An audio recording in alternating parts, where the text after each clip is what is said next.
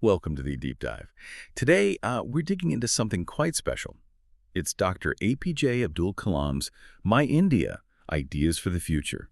This was published, well, right before he passed away in 2015, and it's also described as his love letter to the youth of India. It's really brimming with his belief, his just unwavering faith in young people. Absolutely. And our goal here, our mission for this deep dive, is really to pull out the core ideas, maybe some surprising thoughts from Kalam's own experiences. I mean, he interacted with so many people, villages, schools, colleges, you name it. We want to show what India could be, according to him, if people tapped into that sense of purpose, knowledge, and, importantly, compassion. And what's key here is, even though it's focused on India, these ideas, they really resonate universally. They probably speak to you listening right now, wherever you are, because it's about potential. Human potential. That idea of purpose definitely comes through. And maybe the most famous spark he offered for that is that, quote, dreams are not what you see when you sleep. Dreams are what don't let you sleep. Simple, right? But wow, does it make you rethink ambition? Yeah, it wasn't just a nice saying. He was really like flipping the idea on its head. He wasn't just saying have dreams. It was more like let those dreams grab hold of you, drive you to act. He saw young people not waiting for handouts, but as the actual builders of India's tomorrow, a strong, ethical, self-reliant India. It really is about empowerment, isn't it? That connects straight to individual agency, this deep belief that every single person has the power and, frankly, the responsibility to shape things, their life, their nation. Kalam wasn't looking outwards to governments necessarily. He put the onus right on, well, everyone, citizens, teachers, students, that individual spark that was the engine. But, India's huge. It's diverse. Yeah. So how did he think that individual energy could become collective action? That's a really good point, and it brings us right to something you see again and again in the book. Something clearly very dear to him, children. He really seemed to believe the future literally began with them. The book has these really quite touching stories, anecdotes about him meeting students, often from really remote places, all over India, Nagaland, Kerala, J&K, Tamil Nadu. He talks about seeing intelligence, creativity, and courage just popping up everywhere. You almost feel his excitement, his joy in discovering that potential. Exactly. For Kalam, every child is a source of light, a potential innovator, a silent leader even. He was convinced, absolutely convinced, that if you nurtured them the right way, good education, real encouragement, strong values, these kids could transform the nation. They weren't just inheriting the future, they were making it.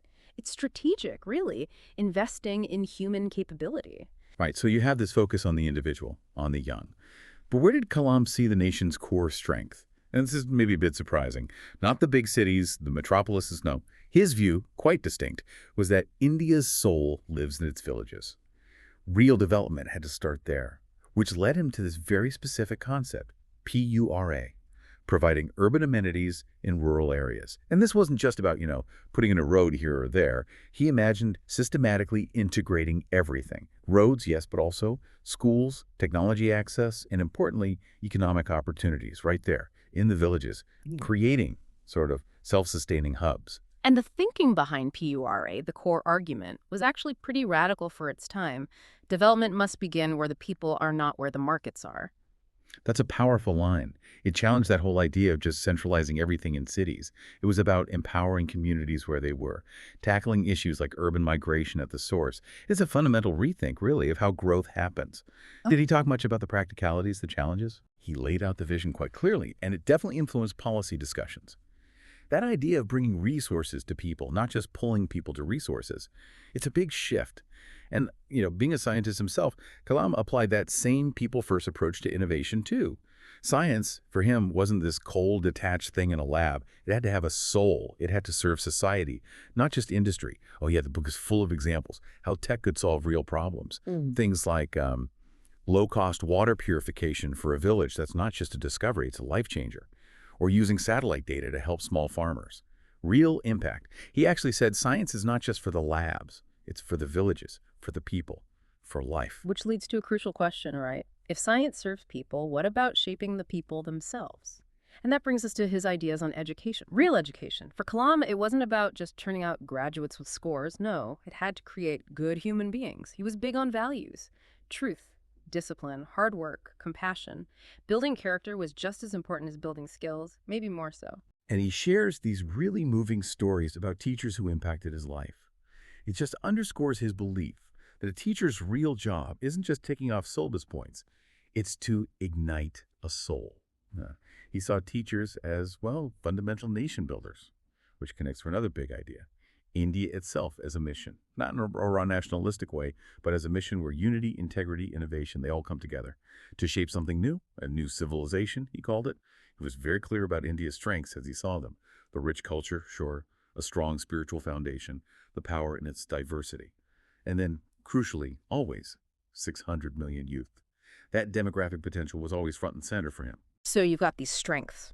What did he think was needed to actually unleash that potential? He pointed to three things, mainly clear vision, fearless leadership, and collective will, that shared determination. And this, I think, is where he gets really unique, the way he blends spirituality and science. It's fascinating. You'll find him quoting scriptures, talking about prayers, mentioning saints like Swami Vivekananda or Kabir, and then almost in the next breath, referencing Einstein, Newton, C.V. Raman. He actually defined a true Indian as someone deeply spiritual, fiercely scientific, and endlessly curious. It really makes you pause and think. How do those two things, science and spirituality, actually meet? In your own life, even.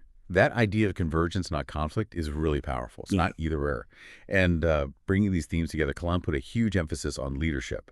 But not just top-down leadership. It was a call for, well, everyone to step up. He was always pushing students to take charge, teachers to lead by example, citizens to serve with humility.